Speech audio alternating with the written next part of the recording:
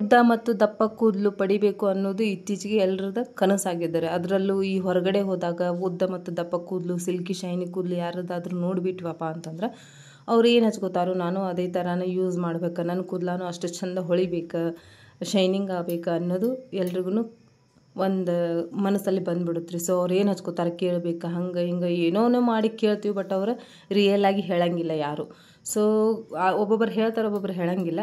ನಾವೇನು ಮಾಡ್ತೀವಿ, ನಮ್ಮ ಕೂದಲು ಉದ್ದ ಮತ್ತು ದಪ್ಪ ಬರಬೇಕು ಅಂಥೇಳಿ ತುಟ್ಟಿ ಕೆಮಿಕಲ್ ಯುಕ್ತವಾದಂಥ ಪ್ರಾಡಕ್ಟ್ನ ಖರೀದಿ ಮಾಡ್ತೀವಿ ಮಾರ್ಕೆಟ್ ಒಳಗೆ ಹೋಗಿ.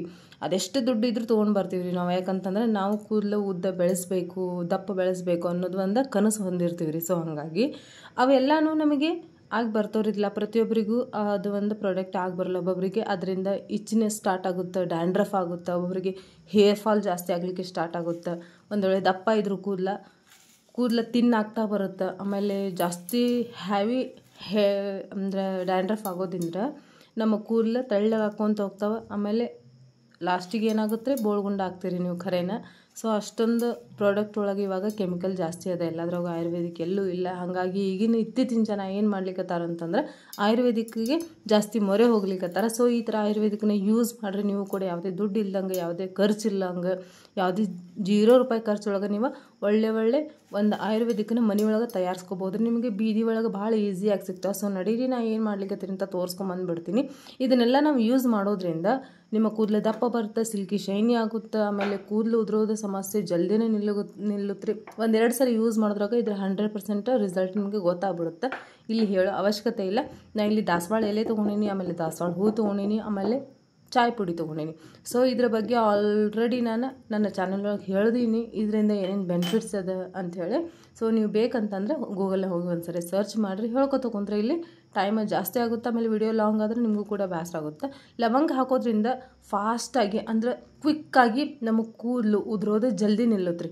1-2 ಸಾರಿ ಇದ್ರೊಳಗೆ ನೀವು ಯೂಸ್ ಮಾಡಿದ್ರಂದ್ರೆ ಒಂದು 2 ಸಾರಿ ಯೂಸ್ ಮಾಡೋದ್ರೊಳಗೆ ನಿಮಗೆ 99% ನಿಮಗೆ ಕೂದಲು ಉದುರೋದು ನಿಲ್ಲುತ್ತೆ. ಇದಕ್ಕೆ ನಾನೇ ಗ್ಯಾರಂಟಿ ರೀ. ಯಾಕಂದರೆ ಇದನ್ನು ನಾನು ಯೂಸ್ ಮಾಡ್ತೀನಿ. ನಾವು ಒಂದೇ ಜಾಗದಲ್ಲಿ ಇರೋದಿಲ್ಲ, ಎಲ್ಲ ಸ್ಟೇಟ್ ಅಡ್ಡಾಡ್ತೀವಿ. ಸೊ ನಿಮಗೆ ಗೊತ್ತಿರುತ್ತೆ, ಯಾರ್ಯಾರೆಲ್ಲ ಇಷ್ಟು ದಿನ ವಿಡಿಯೋ ನೋಡಿರಿ ಅವರಿಗೆಲ್ಲ.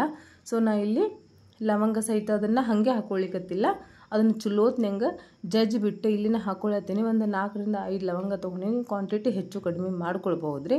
ಜಸ್ಟ್ ಇದನ್ನು ವಾರದಾಗ 1-2 ಸರಿ ಯೂಸ್ ಮಾಡಿ ಸಖತ್ತಾಗಿರೋಂಥ ರಿಸಲ್ಟ್ ಸಿಗುತ್ತೆ. ಹವು ಆರ್ತಿರಿ ಕರೆನ ಅಷ್ಟೊಂದು ಒಳ್ಳೆಯ ಒಂದು ರಿಸಲ್ಟ್ ಸಿಗುತ್ತೆ. ಅಷ್ಟೊಂದು ಒಳ್ಳೆಯ ಒಂದು ಮನೆ ಮದ್ದು ರೀ ಇದೆ.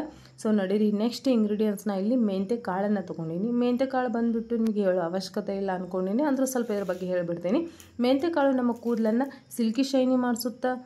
ಆಮೇಲೆ ನಮ್ಮ ಕೂದಲಿಗೆ ಹೊಳಪು ನೀಡುತ್ತೆ, ನಮ್ಮ ಕೂದಲನ್ನು ದಪ್ಪಗೊಳಿಸುತ್ತೆ, ನಮ್ಮ ಕೂದಲನ್ನು ಬೌನ್ಸಿ ಇವಾಗ ನೋಡ್ರಿ, ಕೂದಲು ಒಬ್ಬೊಬ್ಬರು ತೆಳ್ಳಗೆ ಇರ್ತಾವೆ, ಅವು ದಪ್ಪ ಕಾಣಿಸ್ಬೇಕಂತ ಭಾಳ ಆಸೆ ಇರುತ್ತೆ ರೀ ಎಲ್ರಿಗೂ. ಯಾಕಂದ್ರೆ ಕೂದಲು ಜಲ್ದಿ ಬೆಳೀತಾ ಇರೋಲ್ಲ. ಅವು ದಪ್ಪ ಕಾಣ್ಬೇಕಂದಾಗ ಈ ಥರ ನೀವು ಮೆಂತ್ಯ ಕಾಳನ್ನು ಯೂಸ್ ಮಾಡ್ಕೊಂಡ್ರು ಅಂತಂದರೆ ನಿಮಗೆ ಬೌನ್ಸಿ ಒಂಥರ ಬಲೂನ್ ಥರ ಉಬ್ಬಿ ಬಂದಂಗೆ ಆಗುತ್ತೆ ರೀ. ಜಸ್ಟ್ 1 ಸರಿ ಯೂಸ್ ಮಾಡಿದ್ರೆ ನಿಮ್ಗೆ ಅರ್ಥ ಆಗುತ್ತೆ. ನಾನು ಆಲ್ರೆಡಿ ಹಿಂದಿನ ವಿಡಿಯೋ ಒಳಗೆ ಈ ಮೆಂತ್ಯ ಕಾಳಿಂದ ಶೇರ್ ಮಾಡೀನಿ. ಅದರದಂತೂ ಭಾಳ ಫೀಡ್ಬ್ಯಾಕ್ ಕೊಟ್ಟಿರಿ ಎಲ್ಲರೂ. ನನಗಂತೂ ಭಾಳ ಖುಷಿ ಆಯ್ತು. ಹೋಗಿ ನೀವು ಒಂದು ಸರಿ ನೋಡಿರಿ, 1 ಸರಿ ಯೂಸ್ ಮಾಡಿರಿ. ಈ ಮೆಂತ್ಯ ಕಾಳಿಂದ ಒಂದು ಹೇರ್ ಪ್ಯಾಕ್ ನಾನು ಆಲ್ರೆಡಿ ಹಾಕೀನಿ. ಸೊ ಸಖತ್ತಾಗಿದೆ ರೀ ರಿಸಲ್ಟ್ ಮಾತ್ರ. ನೀವು ಎಷ್ಟೋ ಕೆಮಿಕಲ್ ಯುಕ್ತವಾದಂಥ ಎಷ್ಟೋ ಪ್ರಾಡಕ್ಟ್ನ ದುಡ್ಡು ಕೊಟ್ಟು ತೊಗೊಂಬಂದ್ರು ನಿಮಗೆ ಅಂಥ ಒಂದು ರಿಸಲ್ಟ್ ಸಿಕ್ಕಿರೋಂಗಿಲ್ಲ, ಇದನ್ನು ಯೂಸ್ ಮಾಡಿದಾಗ ಸಿಗುತ್ತಲ್ಲ ಆ ಥರ.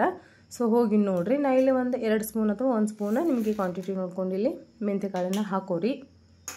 ಸೊ ಇದು ನಮ್ಮ ಕೂದಲನ್ನು ಕಪ್ಪು ಮಾಡುವಂಥ ಕೆಲಸ ಸಹಿತ ಮಾಡುತ್ತೆ. ಬರೀ ನಮ್ಮ ಕೂದಲು ಉದ್ದ ದಪ್ಪ ಸಿಲ್ಕಿ ಶೈನಿ ಮಾಡೋದಲ್ದ, ನಮ್ಮ ಕೂದಲಿಗೆ ಹೊಳಪು ತರುತ್ತೆ, ನಮ್ಮ ಕೂದಲನ್ನು ದಪ್ಪಗೊಳಿಸುತ್ತೆ, ನಮ್ಮ ಕೂದಲನ್ನು ಉದ್ದಗೊಳಿಸುತ್ತೆ, ಜೊತೆಗೆ ನಮ್ಮ ಕೂದಲನ್ನು ಹೆಲ್ದಿಯಾಗಿಡುವಂಥ ಕೆಲಸ ಮಾಡುತ್ತೆ. ನಾ ಇಲ್ಲಿ 1ರಿಂದ 1.5 ಅಥವಾ 2 ಗ್ಲಾಸ್ ನೀರನ್ನು ಹಾಕ್ಕೊಂಡು ಇದನ್ನು ಚಲೋತ್ನಂಗೆ ಕುದಿಸ್ಕೊಳ್ರಿ. ಯಾಕಂದ್ರೆ ಇದ್ರೊಳಗೆ ನಾವು ಗಟ್ಟಿ ಪದಾರ್ಥ ಹಾಕೀವಿ. ಗಟ್ಟಿ ಪದಾರ್ಥ ಏನಪ್ಪ ಅಂತಂದರೆ ಮೆಂತ್ಯ ಕಾಳನ್ನು ಹಾಕೀವಿ.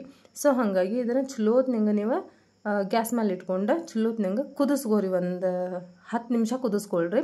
ನೀವು 10 ನಿಮಿಷ ಕುದಿಸ್ಕೊಂಡ್ರೆ ಅಂದ್ರೆ ಅದರೊಳಗೆ ಇರುವಂಥ ಒಳ್ಳೆ ಅಂಶ ಏನದ ಆ ನೀರೊಳಗೆ ಹೋಯ್ತಪ್ಪ ಅಂತಂದ್ರೆ ಅದ್ರ ಬೆನಿಫಿಟ್ಸ್ ನಿಮಗೆ ಸಿಗುತ್ತೆ. ಆಮೇಲೆ ನಿಮ್ಮ ಕೂದಲು ಜಲ್ದಿ ಉದುರೋದನ್ನು ನಿಲ್ಲುತ್ತೆ, ಆಮೇಲೆ ನಿಮ್ಮ ಕೂದಲು ಬೆಳೆಯುತ್ತೆ, ನಿಮ್ಮ ಕೂದಲು ಕಪ್ಪ ಮಾಡುವಂಥ ಕೆಲಸ ಮಾಡುತ್ತೆ. ಇದ್ರೊಳಗೆ ಚಾಪುಡಿ ಹಾಕಿವಿ ನಾವು.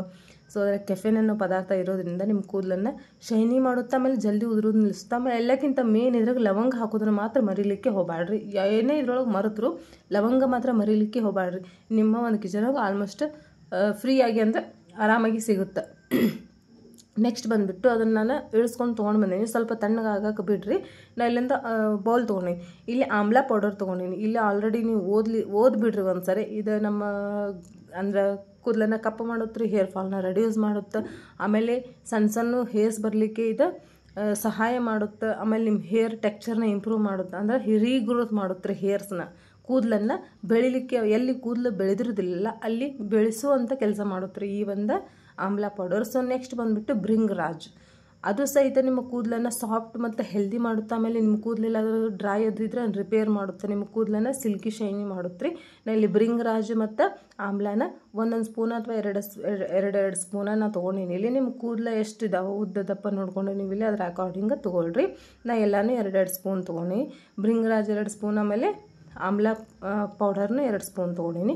ನಿಮ್ಮ ಹತ್ರ ಆಮ್ಲಾ ಪೌಡರ್ ಇಲ್ಲಪ್ಪ ಅಂತಂದ್ರೆ ನೀವು ಹಸಿದ ಸಿಗುತ್ತಲ್ರಿ ಗುಡ್ಡದ್ದು ನೆಲ್ಲಿಕಾಯಿ, ಅದನ್ನು ಸಹಿತ ಈ ನೀರೊಳಗೆ ಕುದಿಸ್ಕೊಳ್ಬಹುದು, ಅಥವಾ ಅದನ್ನು ಕಟ್ ಮಾಡಿಕೊಂಡು ಬಿಸಿಲಿಗೆ ಒಣಗಿಸ್ಕೊಂಡು ನೀವು ಮಿಕ್ಸಿಗೆ ಹಾಕ್ಕೊಂಡು ಪೌಡರ್ ಮಾಡಿಕೊಂಡು ಇಟ್ಕೊಳ್ಬಹುದು. ನೆಕ್ಸ್ಟ್ ಬಂದುಬಿಟ್ಟು ನಾನು ಇಲ್ಲಿ ಮೆಹಂದಿನ ಯೂಸ್ ಮಾಡಿರಿ. ನಿಮ್ಮ ಹತ್ರ ಯಾವ ಮೆಹಂದಿ ನೀವು ಯೂಸ್ ಮಾಡ್ತೀರಿ ಆಲ್ಮೋಸ್ಟ್ ನೀವು ಅದನ್ನು ಯೂಸ್ ಮಾಡ್ಬೋದು. ನಾವು ಈ ಥರ ಎಲ್ಲ ಹೇರ್ ಪ್ಯಾಕ್ ಎಲ್ಲ ಮಾಡ್ಕೊಳಕ್ಕಾಗೋದಿಲ್ಲ, ನಾವು ಬರೀ ನೀರಷ್ಟೇ ಯೂಸ್ ಮಾಡ್ತೇವೆ ಅಂತಂದ್ರೆ ನೀವು ಇದರಲ್ಲಿ 2 ಥರ ಯೂಸ್ ಮಾಡ್ಬೋದು. ನಾನು ಅದನ್ನು ಮುಂದೆ ಹೇಳ್ತೀನಿ, ಸ್ಕಿಪ್ ಮಾಡಿದಾಗ ಎಂಡ್ ತನಕ ನೋಡಿರಿ.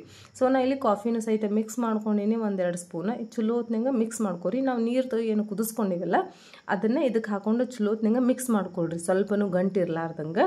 ನೀವು ಒಂದು ವೇಳೆ ಈ ಥರ ನಾವು ಮೆಹಂದಿ ಹಚ್ಕೊಳಕ್ಕೆ ಒಲ್ವಿ ಅಂತಂತಂದ್ರೆ ಜಸ್ಟ್ ನೀರನ್ನು ಸಹಿತ ನೀವು ಕೂದಲಕ್ಕೆ ಸ್ಪ್ರೇ ಮಾಡ್ಕೊಳ್ಬಹುದು.